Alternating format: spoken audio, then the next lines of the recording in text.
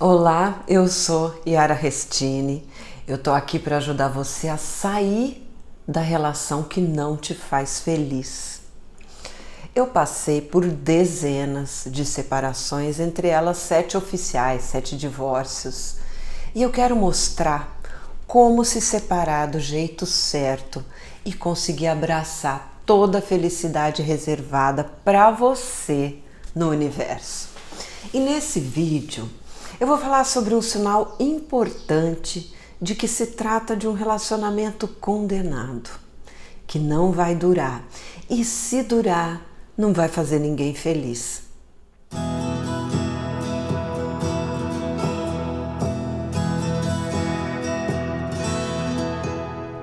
Deixa eu contar para você uma das minhas experiências desse tipo. Eu comecei uma história com um homem maduro. Eu admirava muito ele. Ele é muito inteligente, culto, professor, empresário, poeta. Eu já conhecia ele, era uma pessoa bem conhecida minha. Fazia parte de um grupo muito unido de amigos. E eu me encantei com ele, com a sensibilidade, a generosidade. Ele ajudava muita gente. Um belo dia, a aproximação acabou acontecendo. E aí começou, foram várias mensagens e músicas lindas para cá, poemas para lá, textos maravilhosos para cá. Depois de um tempo, lá estava eu, toda animada, indo tomar um vinho e passar a noite com ele.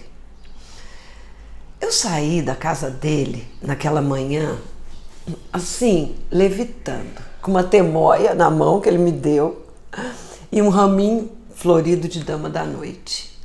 Bom, nem preciso dizer que o óbvio, depois de uma noite daquelas, seria a gente dar continuidade, né? Aquilo que tinha começado. Só que ele simplesmente calou. Acabou música, acabou poema, acabou silêncio total, acabou tudo.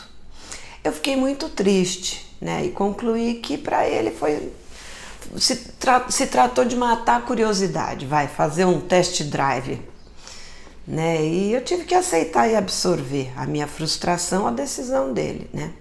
Depois de quase um ano, ele voltou a se comunicar do mesmo jeito. E durante esse um ano, a gente se encontrava aí nos eventos, entre os amigos. Aliás, alguns desses eventos foram na minha casa. E ele ia, normal. Só que ele agia como se nada tivesse acontecido entre a gente. Eu estranhei demais, porque eu acho que tudo precisa ser conversado, né? Nem que fosse para falar assim, olha, foi muito legal, mas né, eu quero continuar só amigo. Sei lá, uma coisa clara. Mas enfim, voltaram as mensagens, as abordagens, e aí eu decidi me deixar levar e conversar sobre o que é que ele queria de verdade de mim, qual era o objetivo dele e o que é que eu queria de verdade com ele. Aí a gente combinou de novo um vinho na casa dele. Só que dessa vez eu expliquei para ele que essa história de encontro esporádico só para ter sexo não tinha nada a ver com a minha natureza, né? Que a minha intenção era namorar mesmo, passarinho. E não aquela coisa estranha, né, que tinha acontecido da gente ter sexo e depois não se falar mais. Isso daí pra mim não cabe no meu estilo. Aí ele falou que ele pensou que eu tivesse me desinteressado, né? Que eu não tivesse curtido, que eu que tivesse me afastado e ficado muda. Bom, enfim, no fim a gente chegou à conclusão de que um pensou que o outro não quisesse e com isso a gente tinha só perdido tempo. Aí a gente decidiu começar realmente a namorar. E a história foi se desenrolando, foi indo super bem, né? Os momentos eram maravilhosos, a gente aprendeu muita coisa um com o outro, a gente fez muitas coisas juntos, de tudo quanto é tipo. E um dia eu falei com ele sobre uma coisa que me incomodava, que era o seguinte: ele dava corda para a mulherada que fazia comentários atrevidos nos posts do Facebook dele. Porque eu me sentia desrespeitada. Eu via ali que ele tinha uma postura de um homem que está disponível, sabe? Ele dava abertura para a mulherada. Eu não achava que ele tinha uma postura de um homem que tem alguém, né? Ele ficou muito bravo, falou que não tinha nada a ver, que não tinha nada demais, nada do que estava ali, me fez mostrar o que tinha me incomodado, que eu estava dando importância a uma coisa que nada a ver. Ele falou, olha, vou te sugerir de você perguntar para algumas pessoas que você confia, pedir para elas lerem e ver se elas estão vendo alguma coisa demais nesses comentários, né? Aí eu peguei, olhei para dentro de mim, olhei para minha insegurança, né?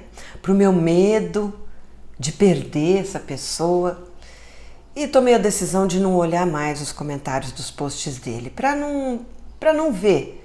Eu não ia mais comentar nenhum, porque se a gente clica para comentar, aparecem os comentários, né? Então eu nem comentava, nem clicava para eu não ver as coisas que não me faziam bem. Aí depois de uns 10 dias, ele postou um poema tão lindo que eu esqueci dessa história e automaticamente eu cliquei para comentar. Até esqueci que tinha que evitar, né? Aí eu cliquei e de novo eu me deparei com uma postura dele muito disponível mesmo, muito aberto, sabe? Nos comentários. Aí eu fiquei muito chateada e decidi seguir a sugestão dele, de perguntar para outras pessoas. Perguntei se eu é que estava viajando aí na minha insegurança ou se era mesmo alguma coisa que me desrespeitava. Aí eu falei com 4 pessoas, 2 homens e 2 mulheres. Todas elas me disseram que também iam se sentir desrespeitadas se fosse com elas, né? Aí eu conversei com ele, contei. Falei, olha, eu me senti desrespeitada de novo e eu até tinha esquecido a sua sugestão de perguntar para outras pessoas, né? Mas aí eu resolvi fazer isso e todas elas me deram razão. Aí eu pedi para ele rever a postura dele.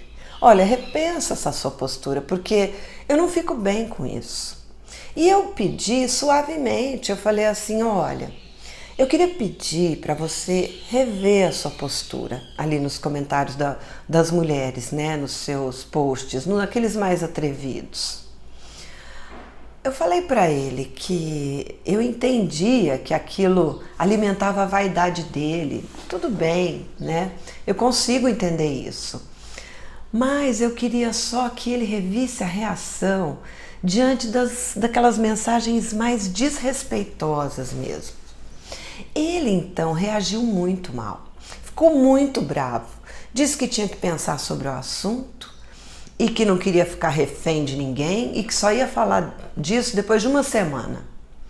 Só que ele parou de falar comigo totalmente, simplesmente travou, silêncio total.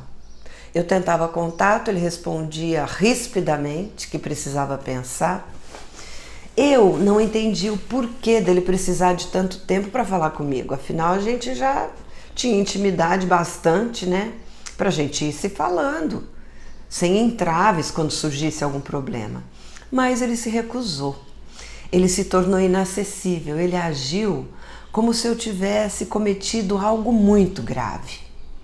E não falava nada, nem se podia rever o que eu pedi, nem se não podia, nem se queria terminar comigo, nada, ele não falava nada. Aí depois de uns dias, ele me enviou uma mensagem que não falava nada claramente, deixava a coisa no ar. E eu ficava tentando decifrar o que ele estava querendo dizer ali, se aquilo era um rompimento, se era um começo de conversa, enfim. Ele se recusou a conversar comigo sobre o problema e foi assim que a história terminou. Imagina a aflição que eu vivi sentindo essa interrupção sem sentido na comunicação e querendo resolver as coisas da melhor forma, né? E essa forma podia até incluir, claro, a minha revisão sobre o que eu interpretei também, né? Como desrespeito. Então era uma questão de se conversar. Na verdade, aquele meu ciúme não precisava de muito para ser resolvido. Nem na primeira e nem na segunda vez. De repente um abraço e um simples é com você que eu tô e que eu quero estar, né? Um singelo é você que eu amo. Uma frase carinhosa que fosse falada ali resolveria o problema, já que eu tinha maturidade já e consciência sobre a minha insegurança. Fora que a atitude dele realmente era de um homem disponível, sem ninguém. Aliás, ele se recusava a colocar no Facebook que estava em um relacionamento. Um amigo irmão até diz para mim que sempre viu esse tipo de atitude desrespeitosa dele comigo nos posts e que ele não entendia o porquê de eu ficar me submetendo àquilo, né? Aí a gente lembra lá do começo, da primeira vez em que ele havia simplesmente sumido depois de ter matado a curiosidade, né? Vai saber se por ser travado, se simplesmente não ter gostado, se por ficar com medo de perder outros chavecos, né? Mas a verdade é que a atitude já tinha dado uma amostra negativa lá na primeira vez. E eu confiei que ele realmente havia pensado que era eu que não tinha me interessado na época. Essa história de virar o jogo para colocar a culpa no outro é muito baixa e é muito frequente também, acontece demais. Eu sei que a recusa de conversar me enlouqueceu. Imagina você ter coisa para falar, né? Você ter o sentimento ali, o comprometimento envolvido e ter que abafar isso tudo e não poder falar. Eu me senti muito mal, tive taquicardia, passei mal mesmo do estômago, até porque eu estava passando por um problema grave, paralelo na minha vida, estava totalmente sem energia, sem condições de absorver um daquele jeito, sabe, da parte dele. E ele sabia tudo que eu estava passando. Então, diante de tanta pressão somada aí, né, eu cheguei a ter tontura, labirintite, sendo que eu nunca tinha tido labirintite na vida, de tanto nervoso que eu passei com isso daí. A opressão produzida pelo silêncio, quando o silêncio é usado para bloquear o outro em um jogo doente que impede que os problemas sejam resolvidos, né? Fere e causa mal para o corpo, para o espírito. A pessoa fica desconcertada, ela tem coisas para dizer que ficam presas como em uma panela de pressão. A pessoa tem coisas a perguntar, ela quer dar explicações, pedir explicações, enfim. Trata-se da necessidade de comunicação normal entre duas pessoas que convivem e que vivem uma relação e que fica maleficamente reprimida. Essa dinâmica que as pessoas estabelecem nas suas relações de silenciarem, se ausentarem diante dos problemas que surgem, esse jeito de bloquear o outro com a desculpa de que eu preciso pensar, ou então com a desculpa de que quando você estiver mais calma a gente conversa. Essa manipulação inviabiliza as relações, ela torna impossível dar certo e é um sinal de imaturidade emocional, além de ser um sintoma de travas internas que podem ser bem sérias. A pessoa pode ser travada emocionalmente e amorosamente por traumas ou crenças estapafúrdias, e tudo isso acaba caindo em cima de você que está ali sem causar mal nenhum para outra pessoa.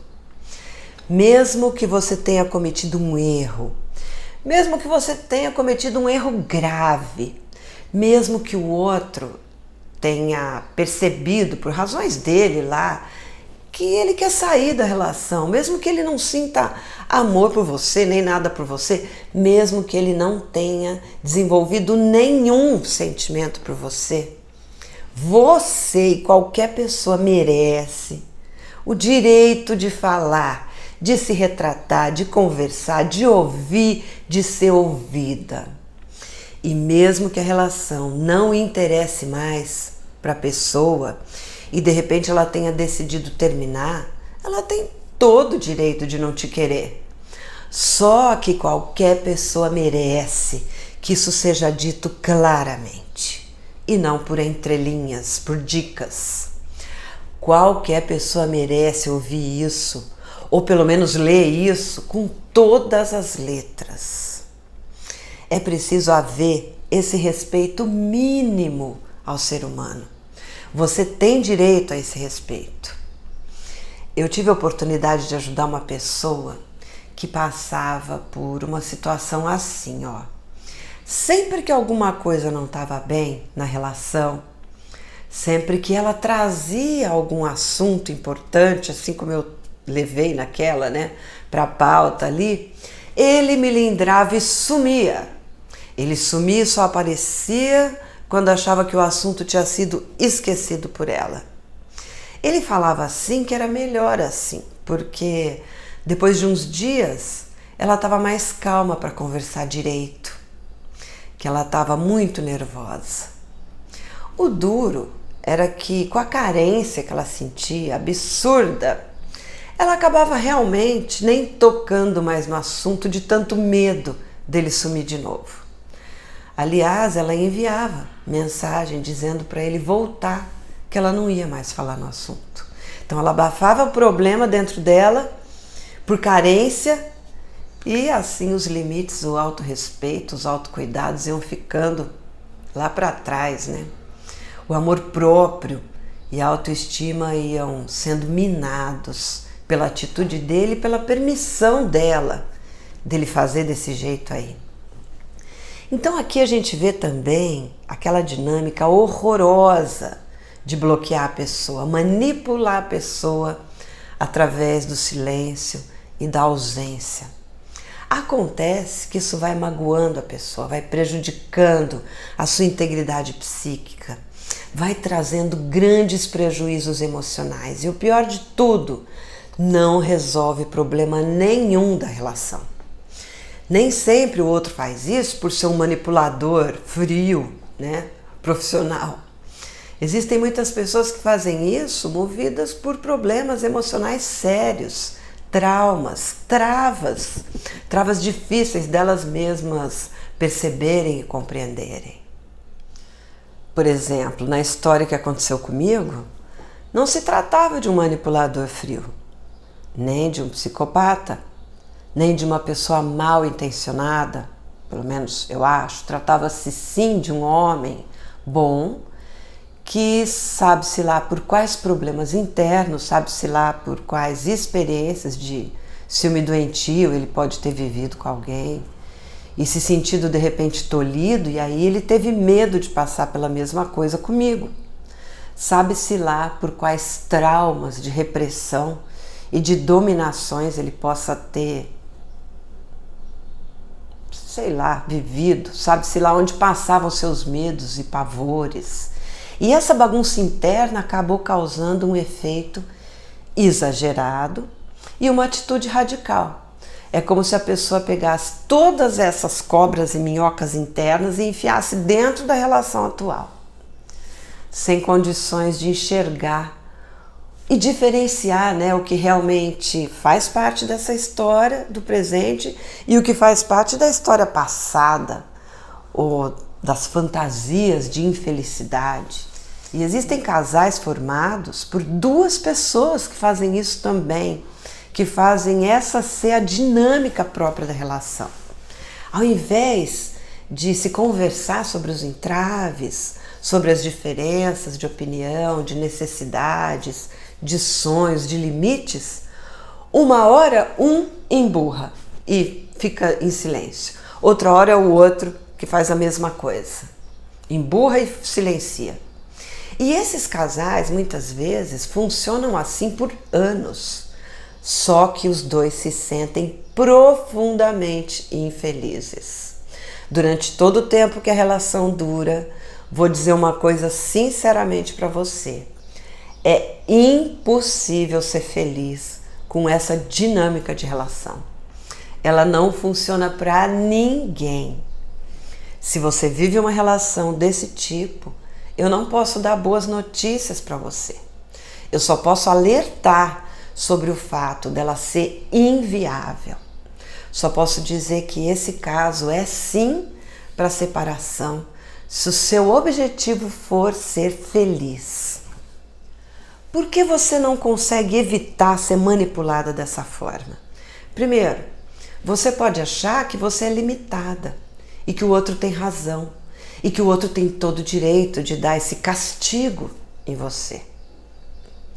Saiba que se submeter a isso, por se achar limitada, é justamente o que um manipulador frio, por exemplo, quer que aconteça.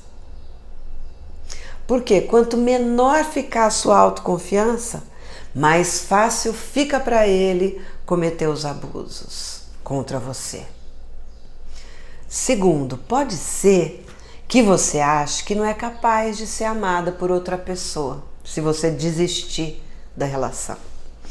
Então, mesmo que já tenha sentido que não vai ser possível ser feliz assim, você fica aí, nessa zona de conforto, ao invés de buscar uma relação que faça você feliz. Essa crença limitante que você tem sinaliza que aqui a trava principal que impede você é a falta de amor próprio, com todas as carências e inseguranças que ela produz. A falta de amor por você mesma mina a sua autoestima, ela tira de você a sua autoconfiança.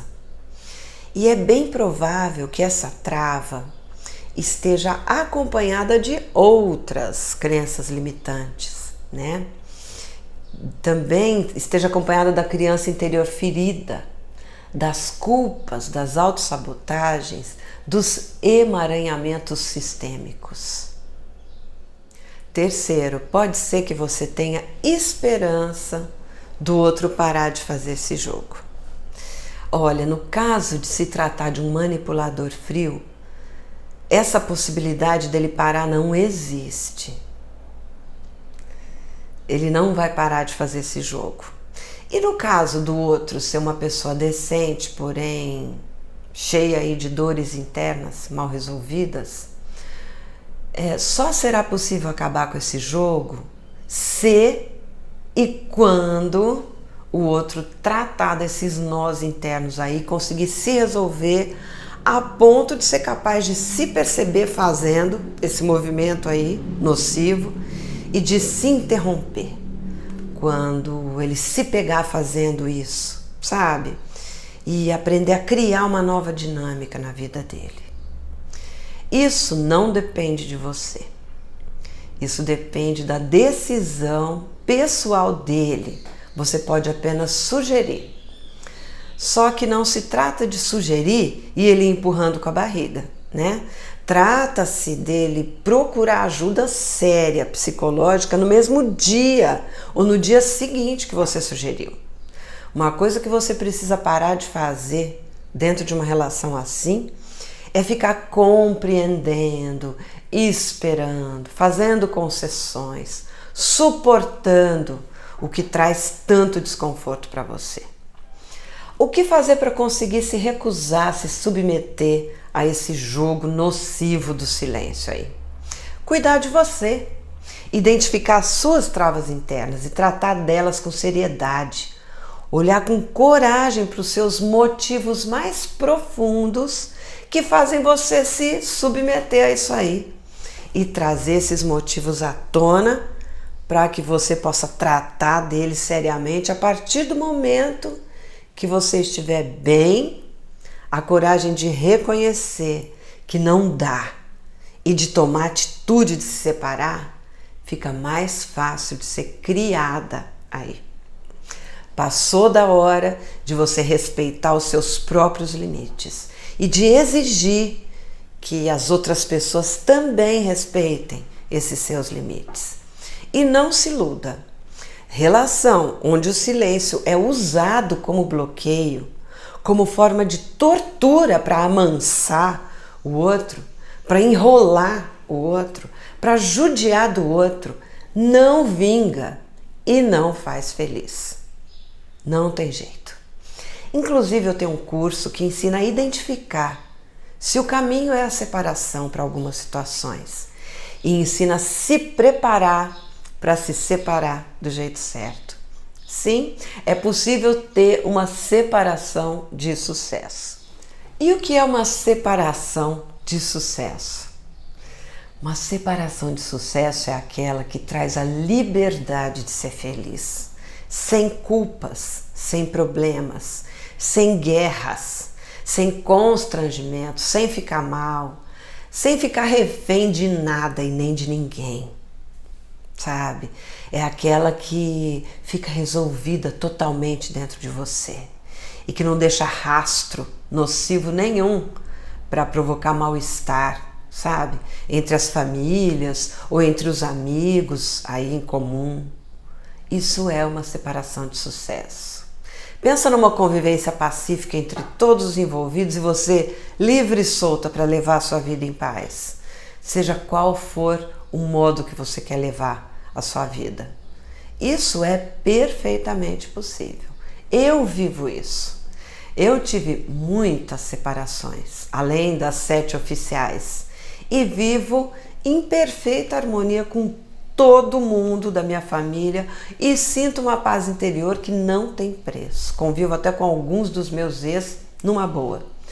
Então, quando você entra numa relação oferecendo o seu mais puro amor, o seu carinho mais espontâneo, o seu respeito, o seu cuidado, e o outro entra colocando você sob observação negativa, entra manipulando você para não ter que se relacionar verdadeiramente com você, mas sim apenas com ele mesmo e com as suas próprias travas e crenças, né?